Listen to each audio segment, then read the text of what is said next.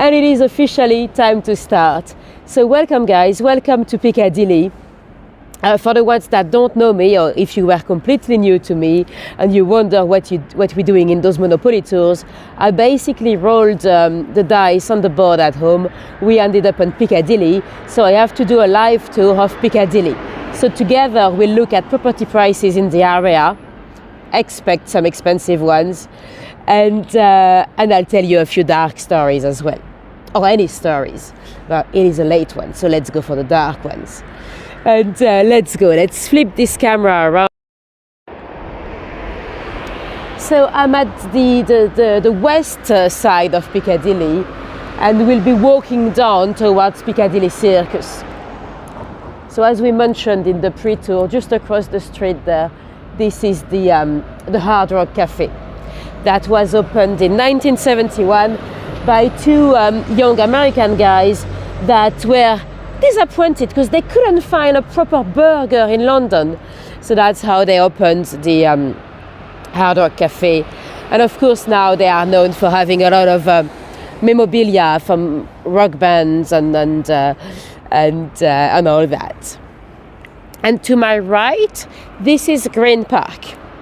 I shouldn't call it Green Park. We all call it Green Park, but it's actually called the Green Park. There's a little urban myth in the reason why it was called the Green Park. Officially, well, it's green because there's no flower beds anywhere in the park. It's one of our 8 royal parks, but some say that it's been named the Green Park because it was bought by Charles II, the merry monarch, you know, the one with all those mistresses.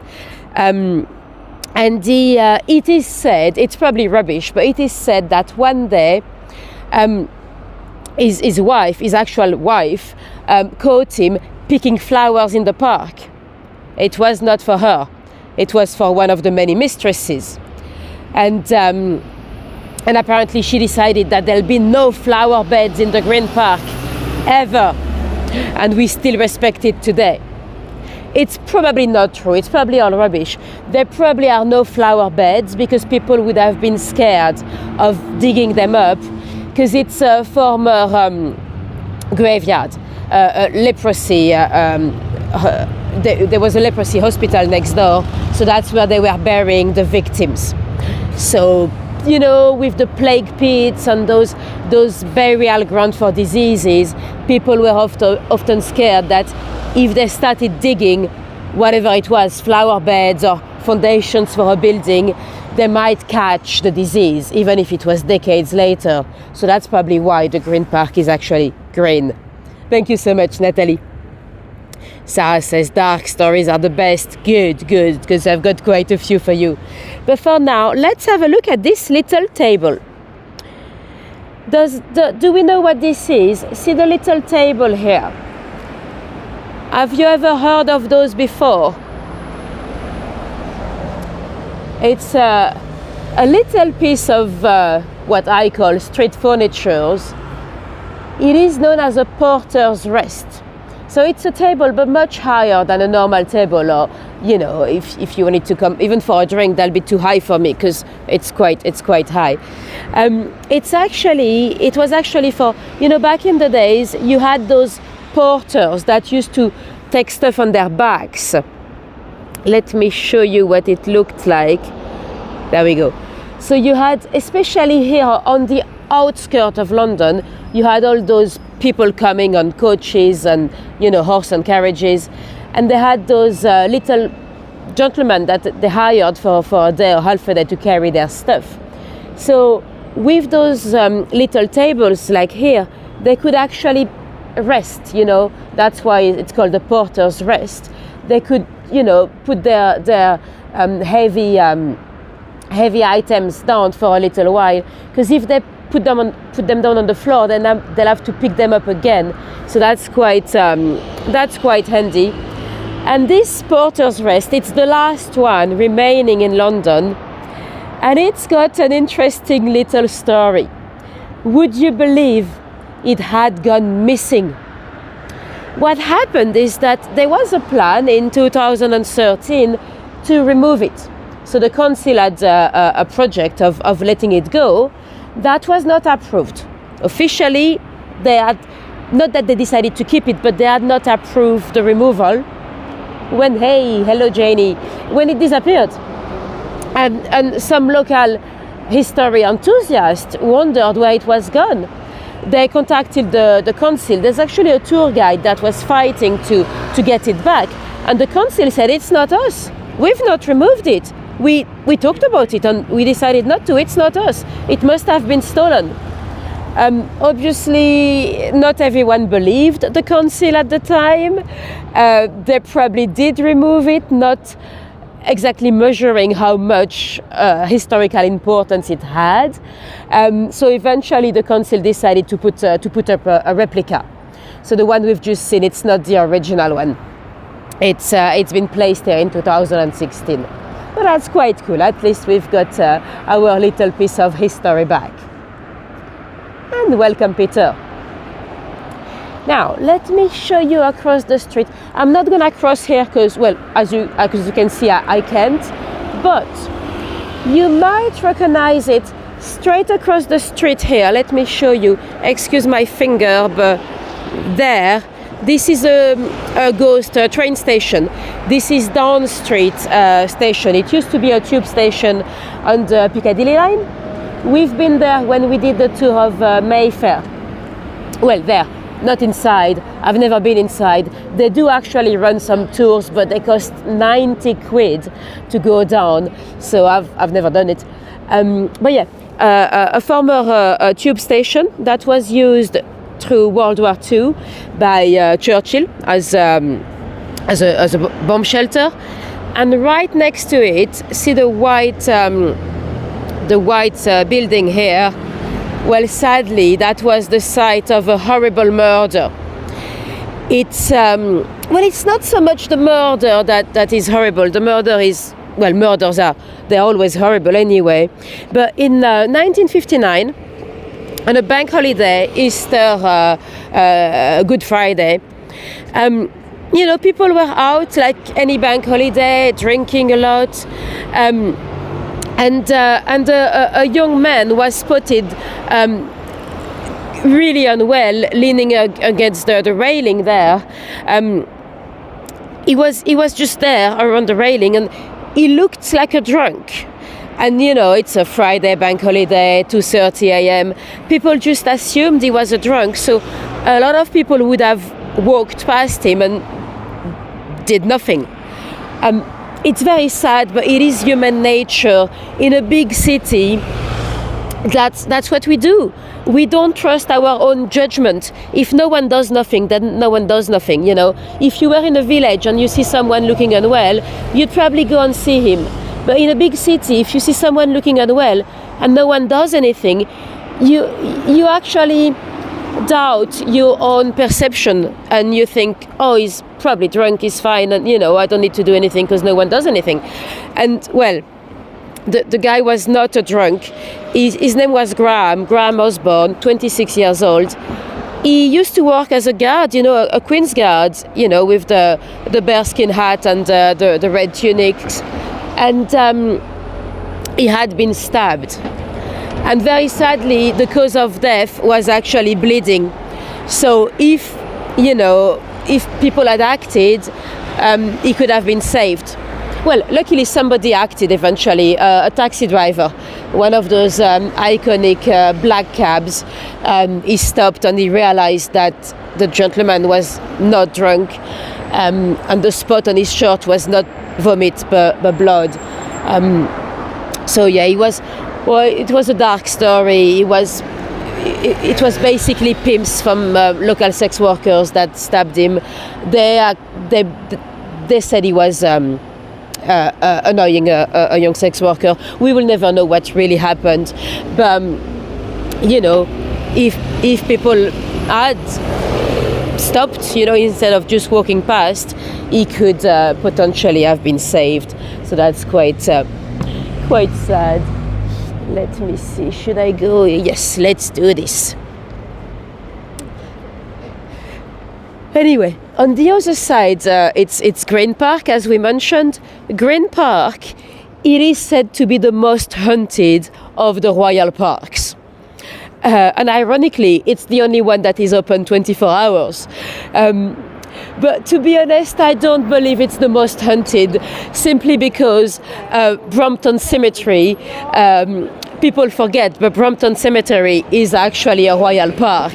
So I'm not convinced that there are more ghosts in Green Park.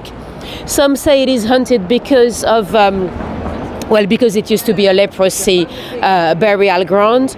And also there's an old myth of, they called it the tree of death, because apparently there's a particular tree that very sadly some people have used to hang themselves. But yeah, I'm not sure it's the most haunted. And even St. James's Park on the other side has a few ghosts as well, so who knows. Green Park was also quite famous for duels. Famous duels happened in there. Anyway, let me show you some properties. So we're gonna take a left here on White Horse Street to literally go and find the White Horse pub, because we have a few studio flats, 12 studio flats available right above the pub. So before you start guessing, you'd have to know we are literally in Mayfair. Like if you go straight up that street, you end up in Mayfair. So that's a very fancy area, you know. This is where you yes, the tree of death. But it's not a very well documented story, so I think it's a bit of an urban myth, really. Let me show you the photos already of the first property. There we go. So that's one of the studios. They have 12, and it is right here. I'll show you the pub. It's above the pub. So how much would you pay monthly for a little studio just here? So it's in the white building here. So we're looking for a monthly rent for a studio. How much do you think that could be? Monthly rent right here.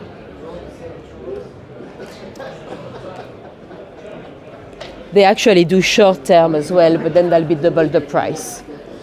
But let's say long term.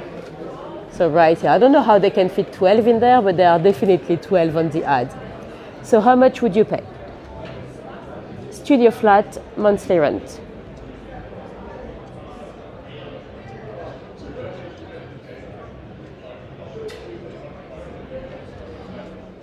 Ooh, you guys are really good. Genevieve says 2,350. Linda says 1,900. Linda says 2,200. Pisas, that's a little bit much. But you guys are getting really good at this game. Right, I'll show you the answer. The answer is actually showing weekly. So you'd have to do the math. Well, I've done the math for you. Where are we? So 495 a week. So that's 2,200 a month. But see, so that's long term. So if you want short term, it's 700 a week. So they basically double it short term.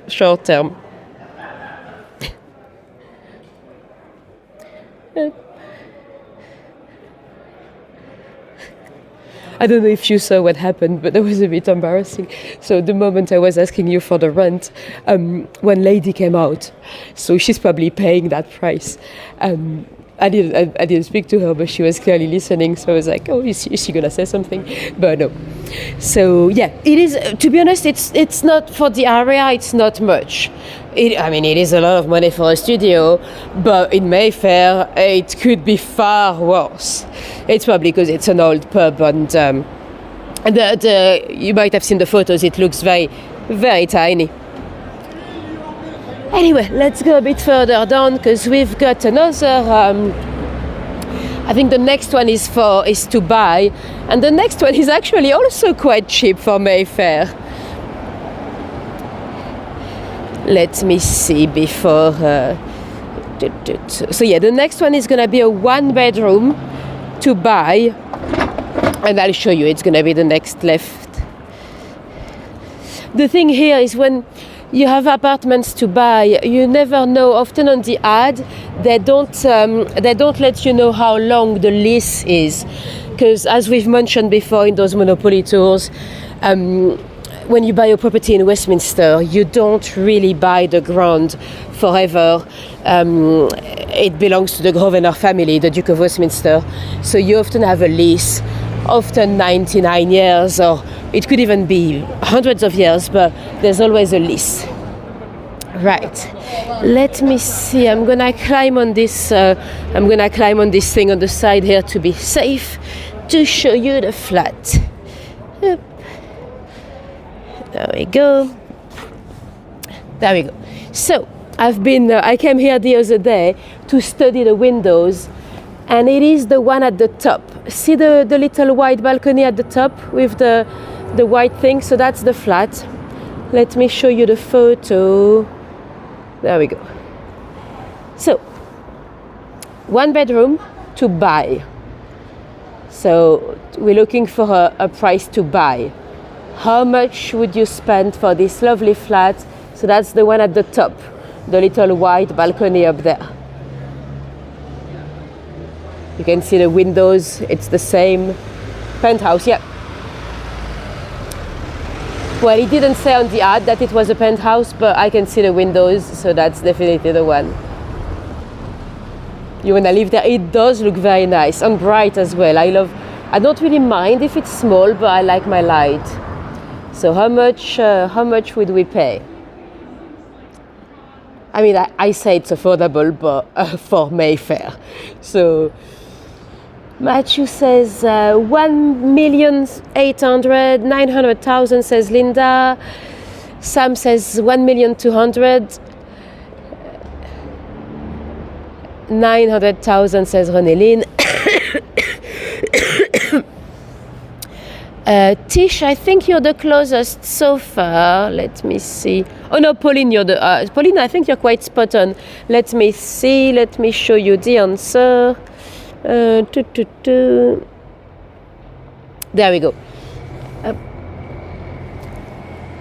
1,550,000. Luan, I wouldn't think so. At least it didn't say that there was one. And because it looks like an old building, I wouldn't think there's a lift, no. Although you never know. Right, let me remove the photos and let's go to the next one. Right. There's a Disney art dealer here. Yep. So in the next one we've got 3 different flats in the next building.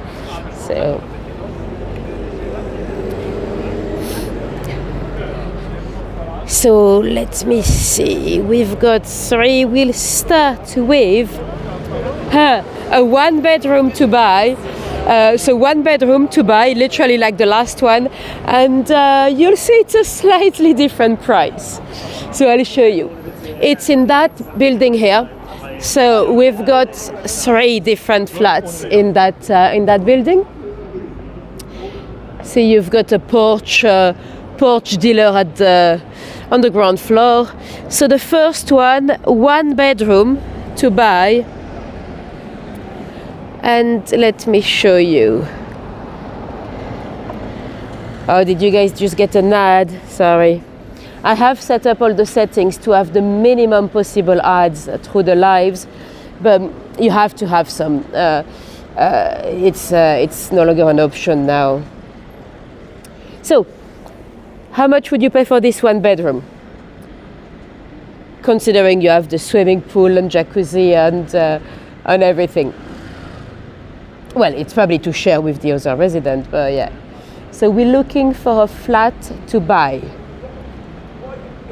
I'm gonna give you a bit longer because I think some of you might be having a little ad at the moment.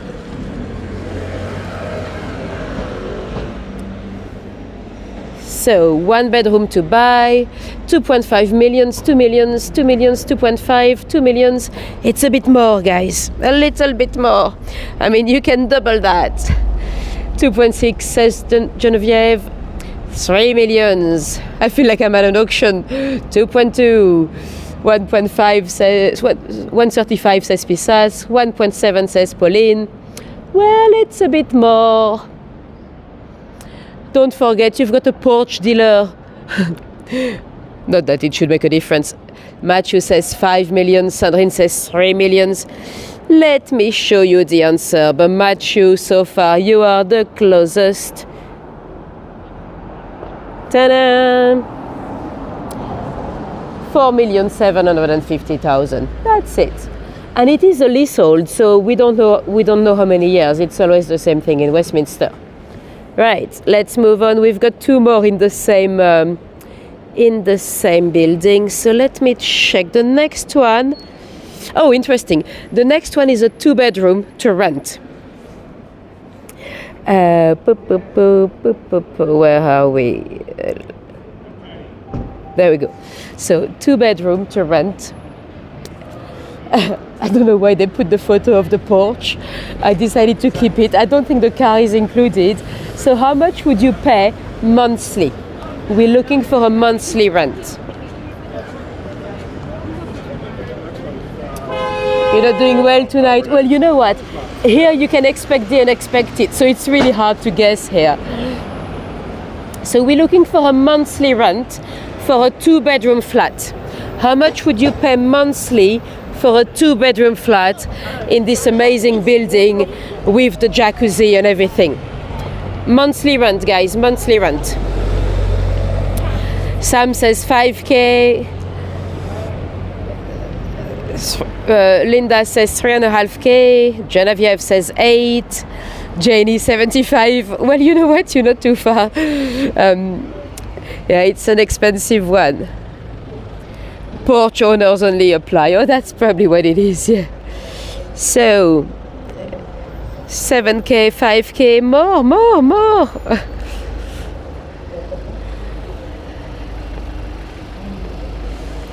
Right, let me show you. 85, a bit less, but yeah, it's. Let me show you the answer. Ta-da! Only £29,000 a month. It's so inclusive, you know. It's for everyone. Anyway, there's one more in the building. Let me delete those. And the last one, so still in the same building, we're looking for a 1-bedroom.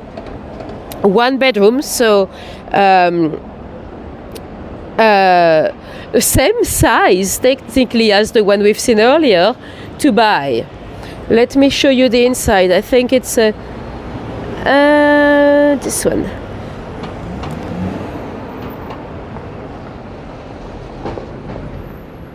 Hold on, I think I might. Oh no, it's not to. No, it's not to buy. Sorry, my bad. It's not too bad. It's another rental. So how much would you pay monthly for a 1-bedroom? So another rental. So instead of 2-bedroom we were on 29,000. 1-bedroom, monthly rent.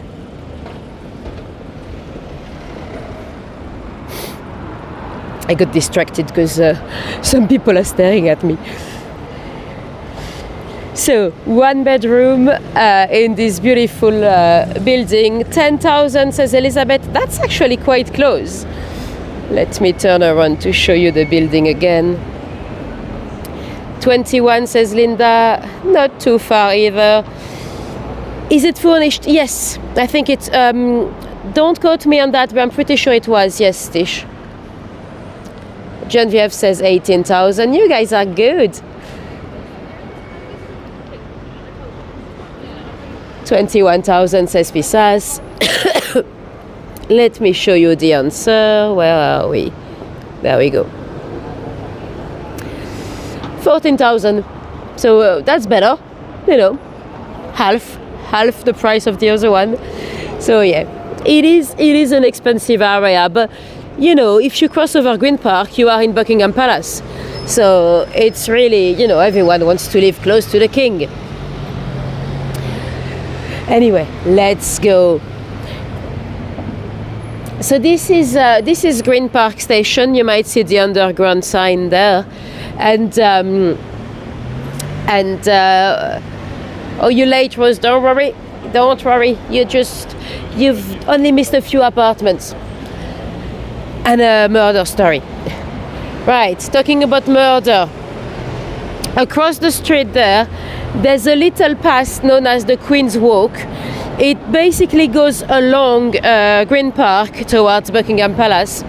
It is known as the Queen Walk because I think it's George II that designed it for his wife Caroline.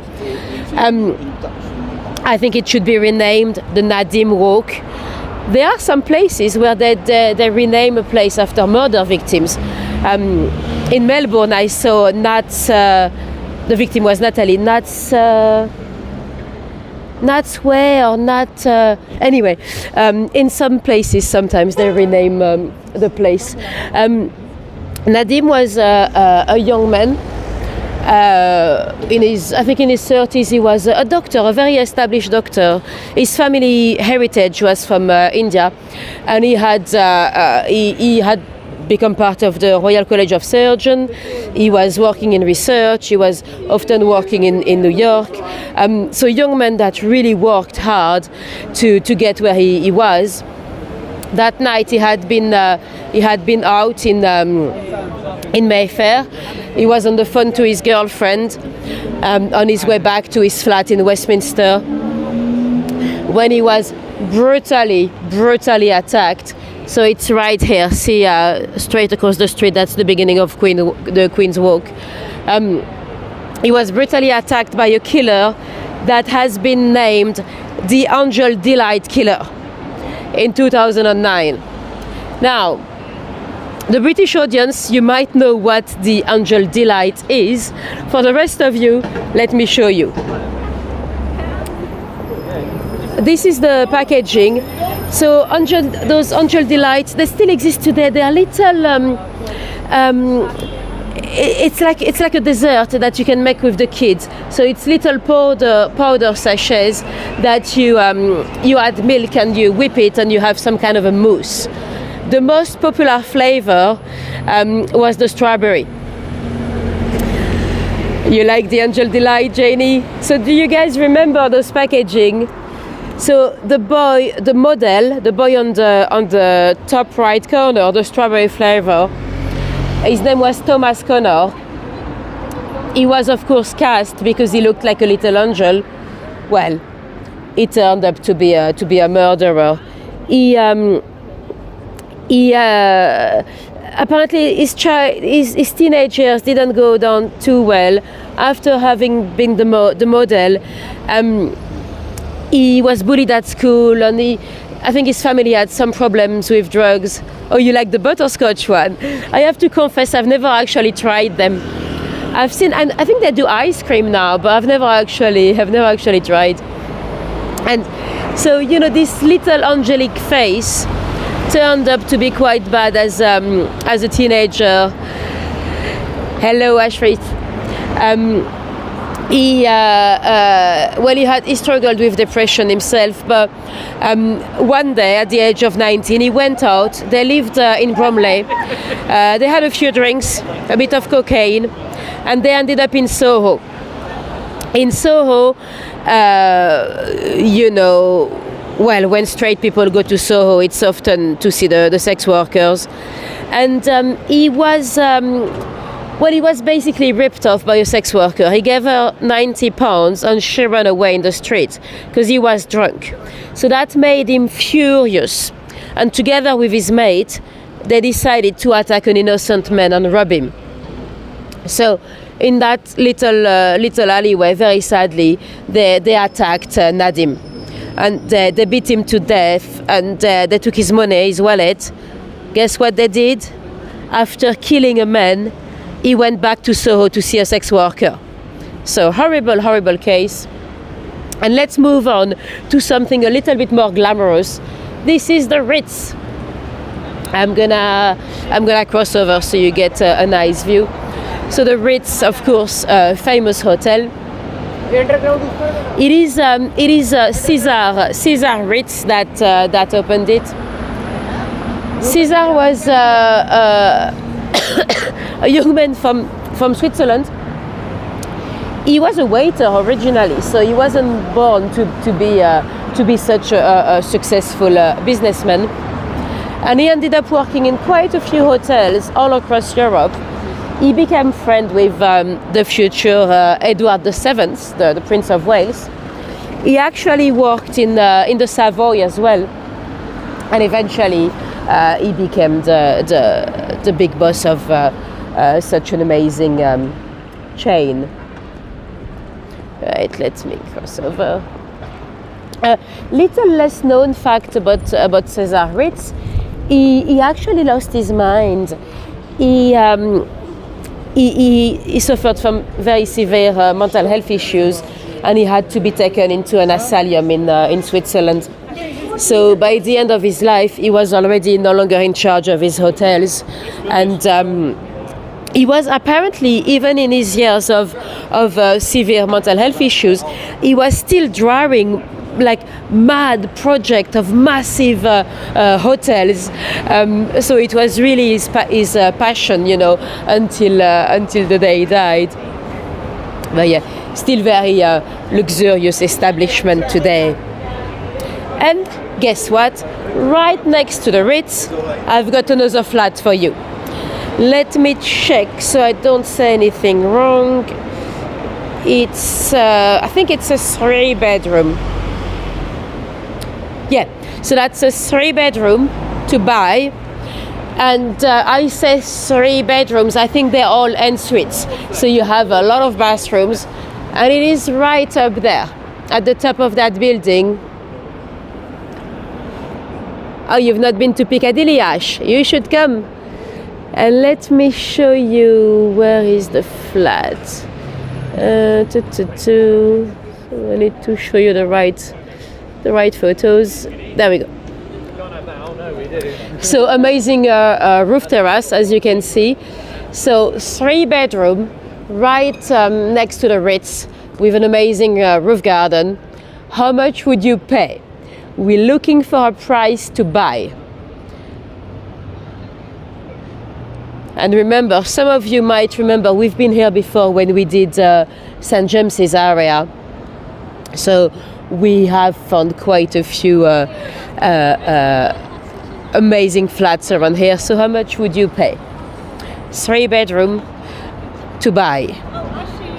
I'm waving to you. Do you see me? Okay, thank you. Ooh, not sure what happened to that pillar here. That's how you know you are in Westminster. CW, Westminster City Council. The double C is for City Council. 2.4 million, says Rose. More. Janie says 370 millions, a little bit less. Luan, 25 millions. Genevieve, you're always very close. 18 millions, said Genevieve. 4.2 million, says Linda. It's a bit more. 4 million, says Pauline. A bit more.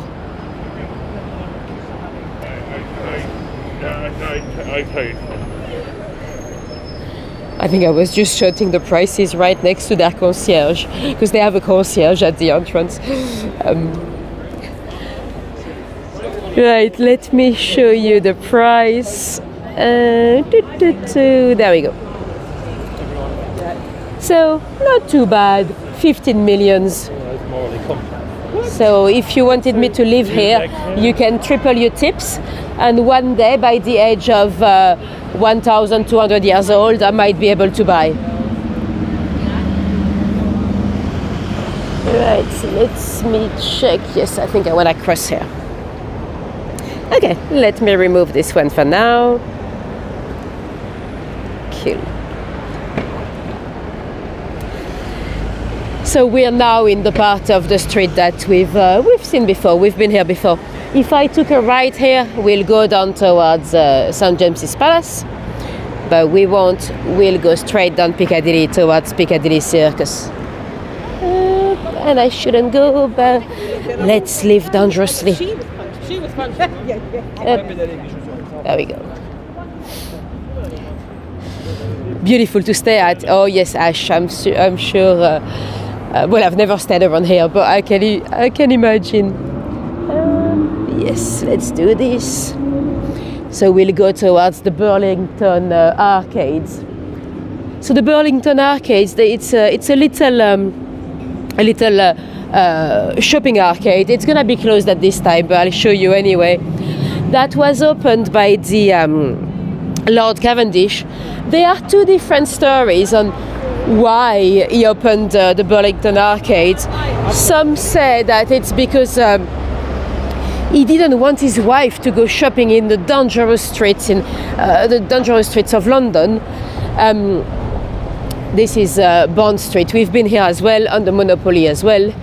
And some say that it's because he was tired of people dumping crap on his garden, like oyster shells and stuff like that. So he opened an amazing shopping arcade. I prefer the story of the wife. And Burlington Arcade, it's very famous because of its biddle. So they basically have their own police forces, their own security forces with a lovely uniform. They're not here because it's night, so it's all locked up. But if you come here at daytime, you see a biddle welcoming you. And there's a set of rules of things you are not allowed to do in the arcade. For example, you're not allowed to whistle. It might seem a bit funny today, or you cannot run with a parcel. But back in the day, the pickpockets, that's how they'll communicate, by whistling. That usually signified that the authorities were coming. And although it looks very classy and everything, there were a couple of Brussels down the arcade. And also there's like a subway. I mean, there's another ground, a basement. Every little shop has their own basement, but they also had a way for kids to, oh yes, no spitting. So you had kids, when people did their shoppings, you had kids running underneath the shops with their parcels to bring them to their coaches outside. So, and the Brussels, by the way, there was a famous madame, I think her name was Madame Parson. She was managing the brothel for many, many years. And it's only when she left that they realized she was never a madame. It was a gentleman, a transgender, really. Anyway, and the next door, it's the Royal Academy.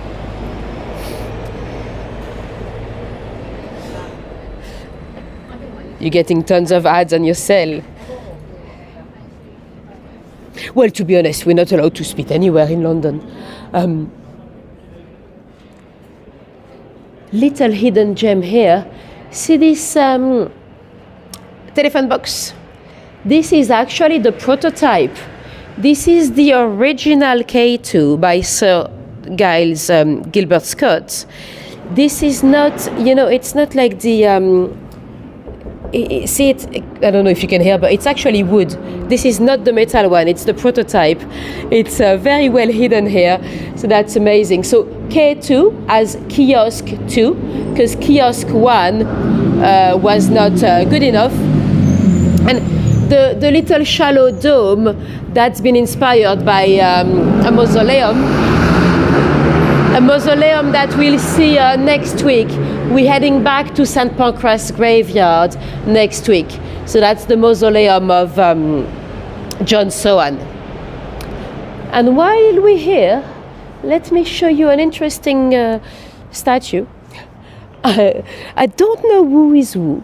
It's a lot of African activists and artists. So I don't know, there's a list, I can show you the list. I don't know who they represent, but it's quite cool. It's meant to represent a dinner party, the art of sharing a meal. So it's beautiful. When did I get back from the Philippines? About 10 days ago now. But I didn't do a tour straight away because I was not feeling very well. I've been stung by a jellyfish, and I actually had some bad symptoms, really, really bad. There are some very toxic jellyfishes there. So it took me 7 days to recover from that. But I didn't have a gimbal anyway, my gimbal was broken, so all in all, it was a good timing. Cemetery tour, yes, we're going back to a little graveyard next Wednesday. So that's the one with the hardy tree. So the hardy tree, we'll actually see it. It's still there. You might know it's famously fallen down, but they've left the trunk there, so we'll go and see it. That's quite cool. Anyway, yeah, I said I will show you the names of the people. So, yeah, artists and activists from the African continent.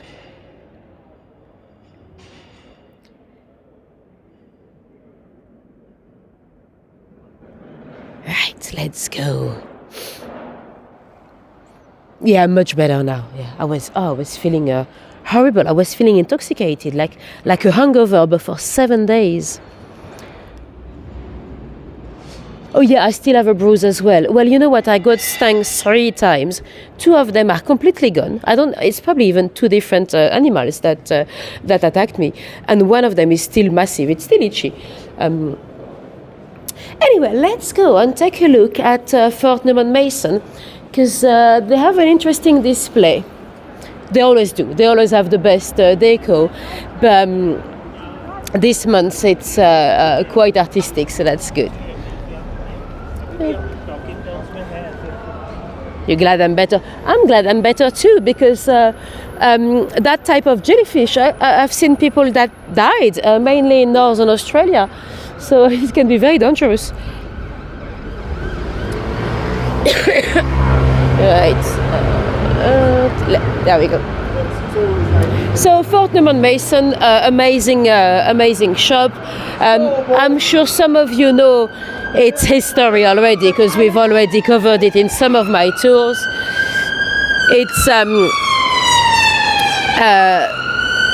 William Fortnum was working for Queen Anne. So beginning of the 1700s. She's the queen that had 17 pregnancies and no babies that survived for a long time. Let me show you the name of the artist as well, because it's not fair if I don't show their names. And so yeah, Fortnum worked for her. And at the time, the Queen used to start new candles. What time is it? Hold on. Yes. What time is it? It's not on the hour, is it? Oh no, it's 1:45. Good. I thought they were gonna come out, but no. It's on the hour that they come out.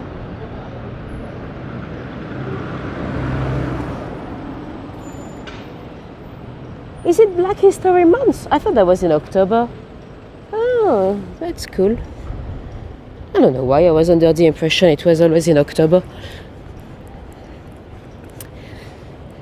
Nice. So yeah, the Queen used to start new candles every time they'll have a dinner. And then half of the candles were wasted, you know. And apparently Fortnum decided to ask the Queen if he could grab those half candles and sell them. And of course, you know, everyone wanted to buy those candles from the palace, you know. So apparently he made a fortune. And then he talked to his mate and landlord, Hugh Mason, and he asked him if they wanted to start a shop together. So that's why Fortnum & Mason has a long royal connection, really. Anyway, let's go. Yep. And they have some great food. They actually invented the Scotch egg. If you've never had a Scotch egg, it's an egg, like almost like hard-boiled egg with sausage coating. I actually should be having a lot of those Scotch eggs soon, because one of the companies I work for doing in-person tours, they'll start doing a food tour. So I'll have to take some people here soon. I've missed the training because I was in the Philippines, but I should catch up. Anyway, we are now on Jermyn Street, and I've got another murder for you. We had a billionaire here called Dave West. He actually grew up in poverty. He's from Romford. His family used to work at the market, you know, and after World War II and all the restrictions and all that, he eventually started to do a business with. He actually started working abroad. He did a business in Calais, a big shop like a cash and carry, selling cheap alcohol and stuff like that. And he made a fortune. And eventually, he started opening businesses here. Now we are in the area of St. James's. Here it's extremely posh. You know, all those tailors there. I would never even dare to enter the shop. You know, it is for people from high society or from TV, or, you know. And everything from Dave was, you like it or you don't, but what I would call bad taste. So the number 91 here, between the two shops, that was the entrance of one of his club called Hey Joe.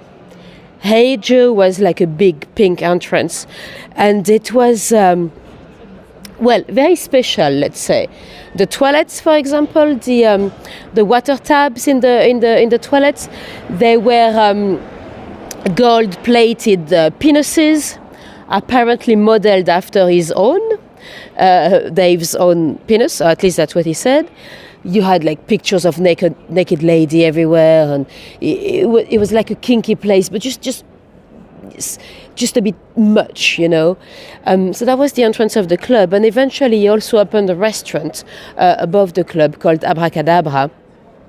And he had, for many years, his son, another David West, working with him. And it turned up that he was a bit of a bully with his son. He didn't treat him very well, and he didn't even pay him very well when the guy was a millionaire.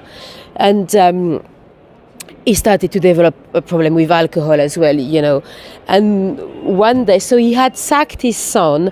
Then the business went into, he was almost going bankrupt. So his son came back to help him get the business back on track. And then he sacked his son again. And apparently one day, in I think it's 2014, just behind the restaurant Abracadabra, in the little street behind us, his son stabbed him. And David West was killed by David West Jr. So quite sad, really, to be killed by your own son. But, you know, if it's years and years of being, you know, treated badly, sometimes people just accumulate all the anger on one day.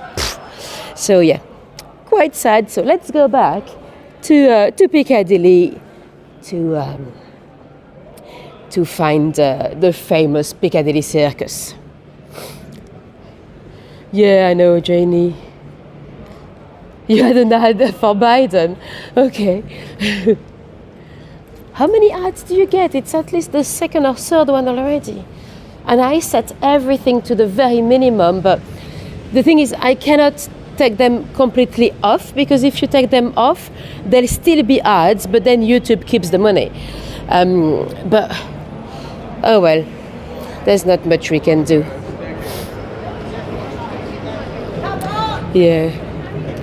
Anyway, so we're back on Piccadilly, and that's gonna lead us towards Piccadilly Circus. So Piccadilly Circus because it used to be a roundabout. So not circus because of the circus and animals, circus as circular, you know. And Piccadilly, it actually comes from a place called Piccadilly Hall.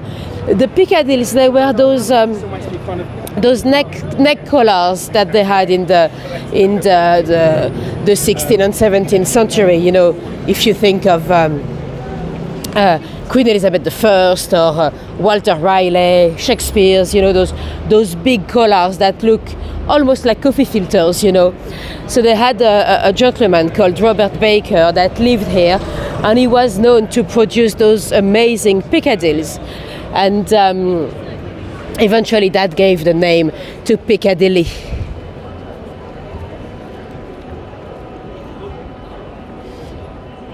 You have the chat. Oh yes, sometimes you get ads in the chat as well, like covering the chat. Yeah.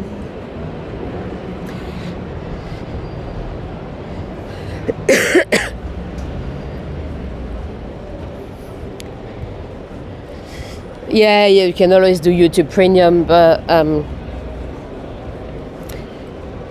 yeah. Oh well, sorry about the ads. Not much we can do.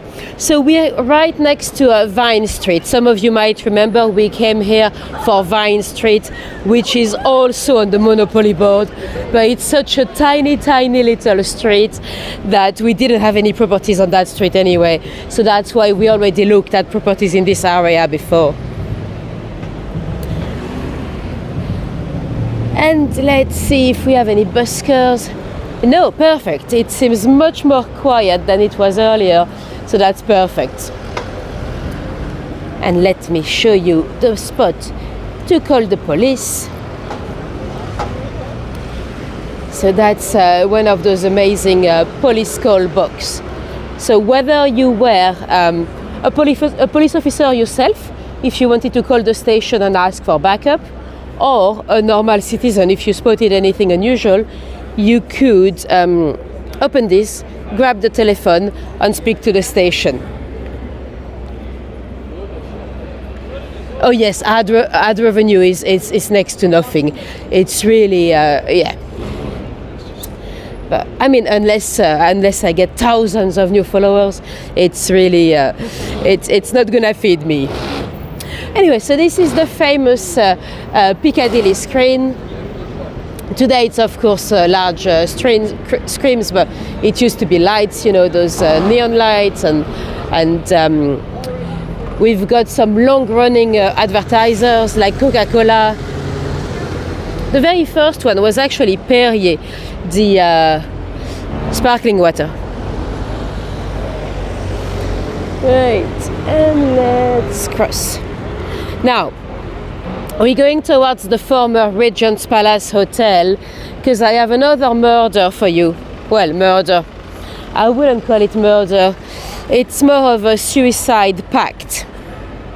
The building is no longer a hotel. It has closed down. But right here, that used to be the Regent's Palace Hotel, the building in the middle. And there was a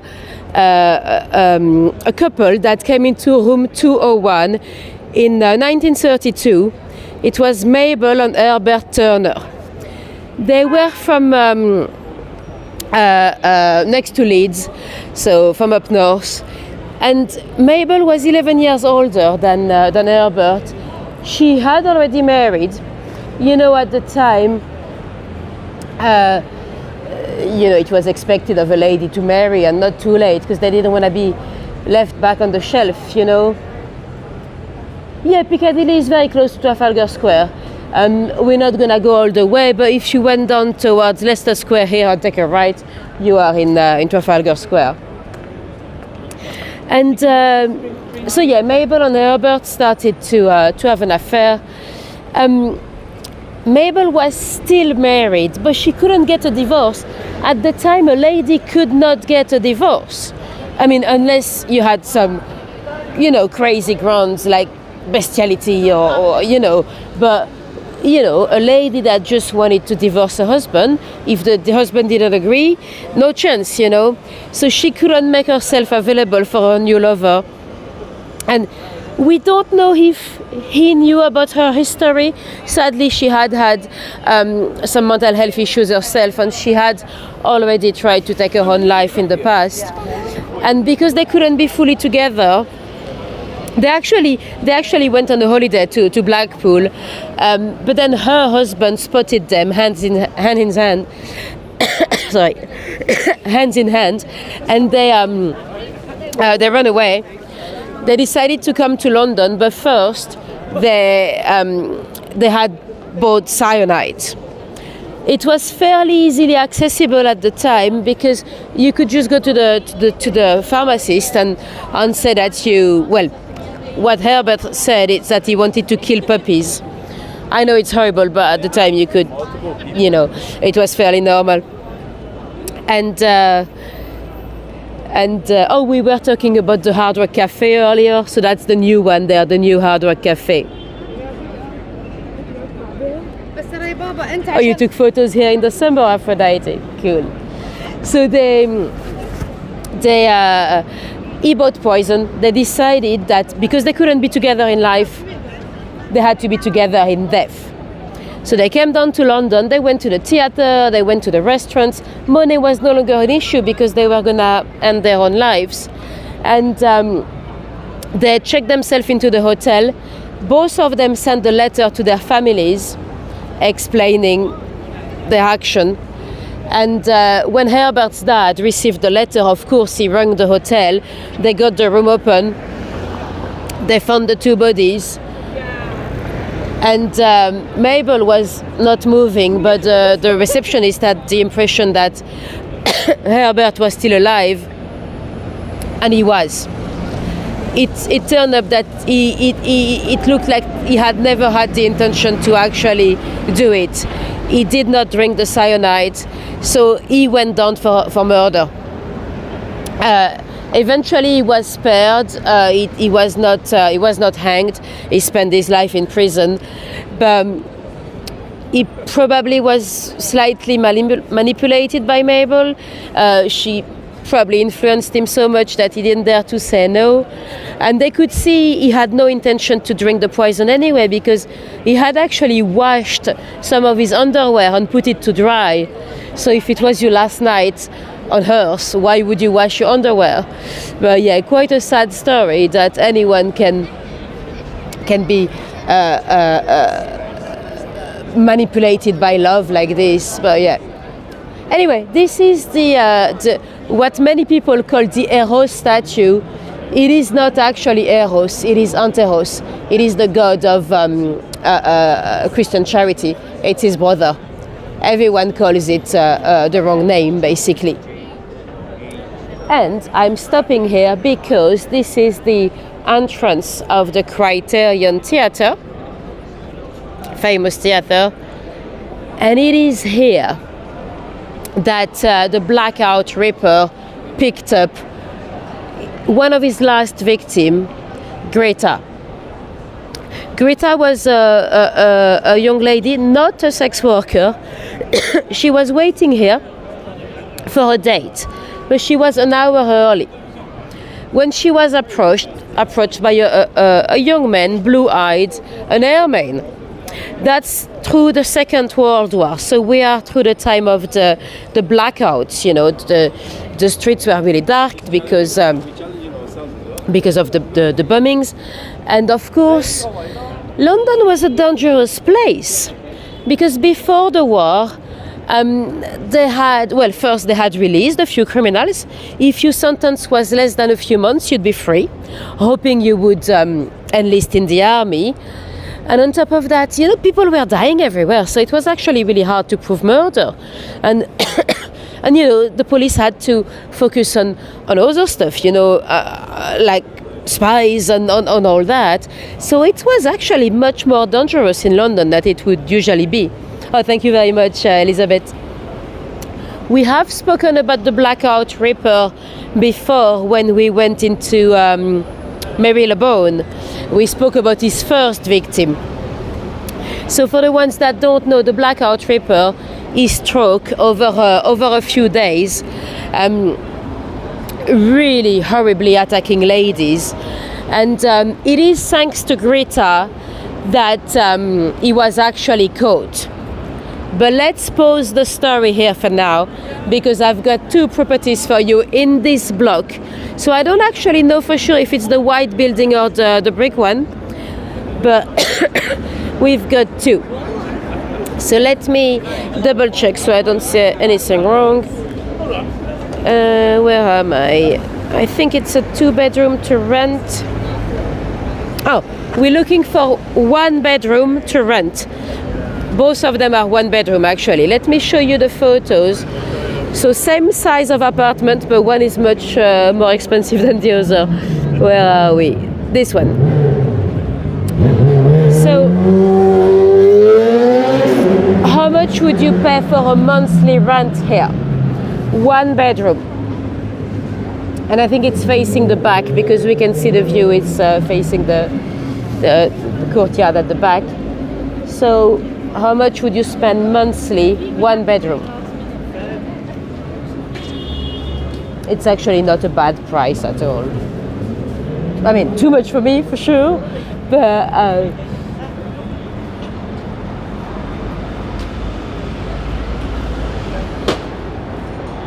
so monthly rent, 1 bedroom.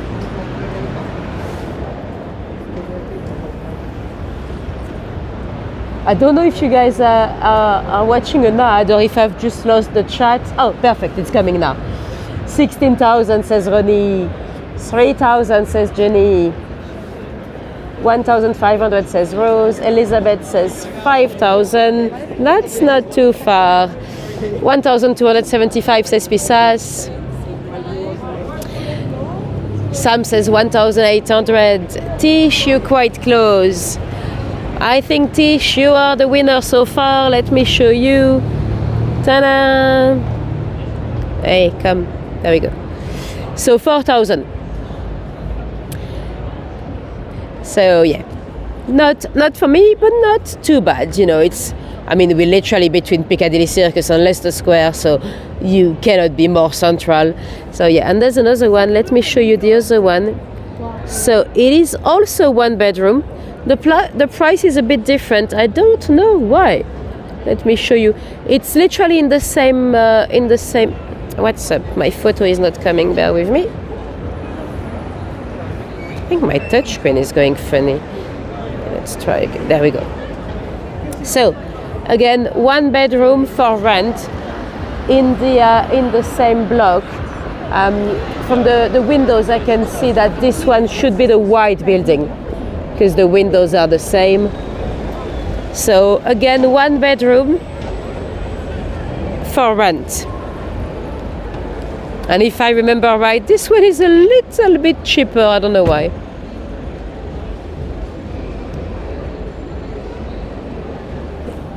Tish and Genevieve. Genevieve has been doing very good all night. So how much for this one in the white building above the steakhouse? 3,800 says Rose.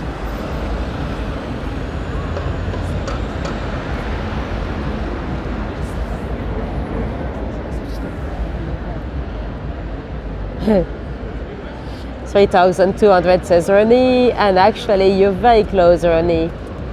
Pisas says 3,650. 1,500 says Sarah. Janie, you're not too far either. Let me show you the answer. So Janie, I think you're the closest so far. Well done. Yeah, no idea why this one is 1,000 less than the other. It seems like the same size and same location. You want the steakhouse dinner included? Well, you can probably negotiate.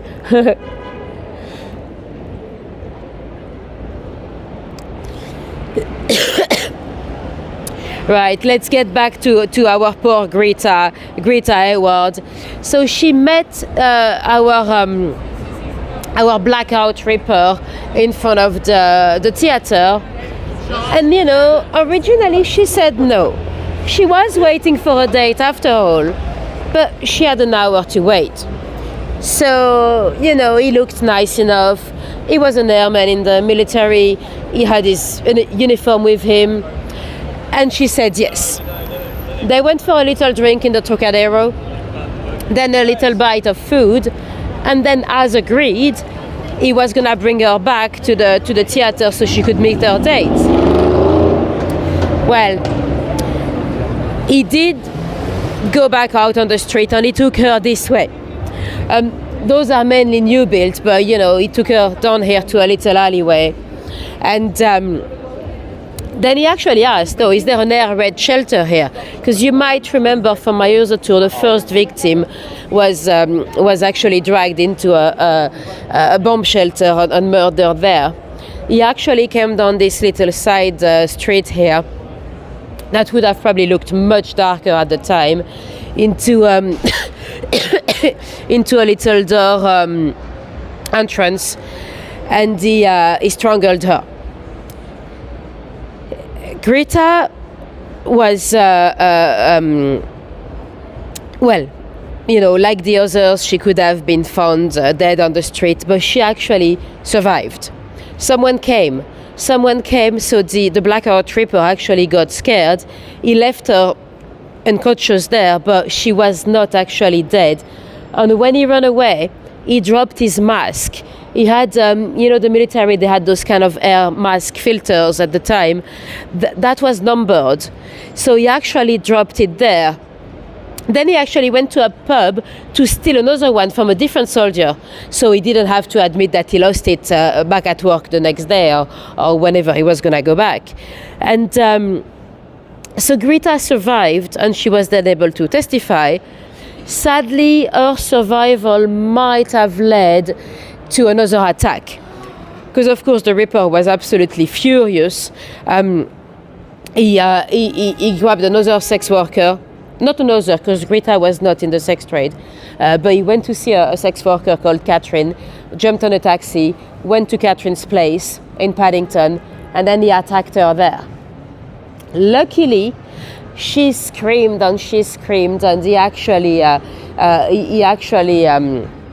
ran off. And this time there were some eyewitnesses, and that's how the blackout Ripper was caught eventually, because Catherine was able to recognize him, and he had dropped his air mask right here. So that's thanks to our victim Greta that he was caught. Let me flip this camera around. What's happening? I don't see my camera sign again. Right, that's gonna be the end of the tour. I was gonna try to show you my face again, but something has moved. Oh, okay.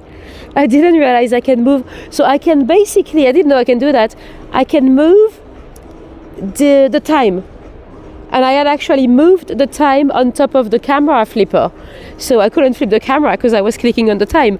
Anyway, now you can see my face. So that's gonna be the end of the tour. Do let me know if you have any questions for me before we go.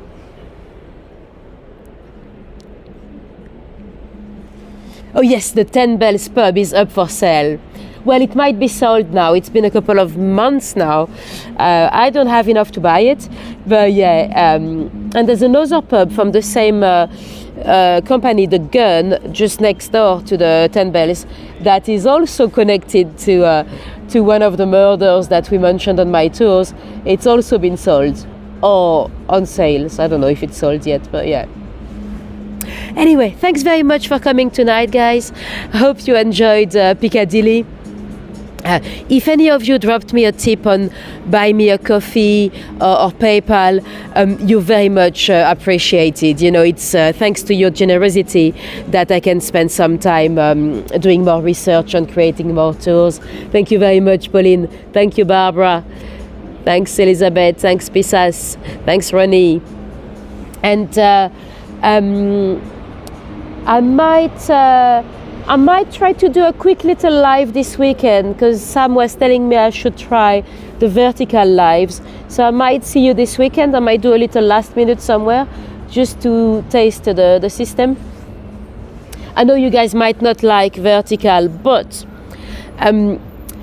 with the normal lives, the visibility on YouTube is next to none. It's basically for my subscribers, and that's it.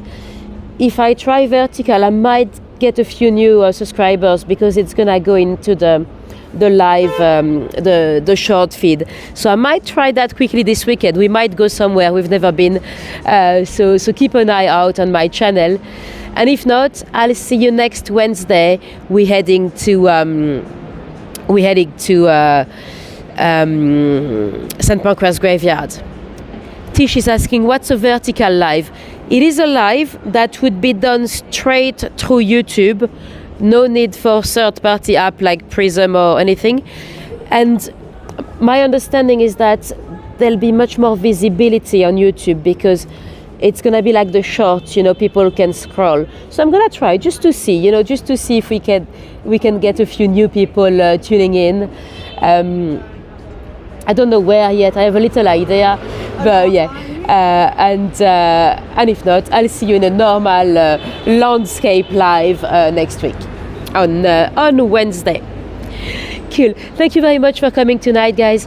Have a great evening. Pisas. Enjoy the rest of your birthday. Make sure you have fun, but stay sober. And I'll see you soon. Have a good one. Bye bye.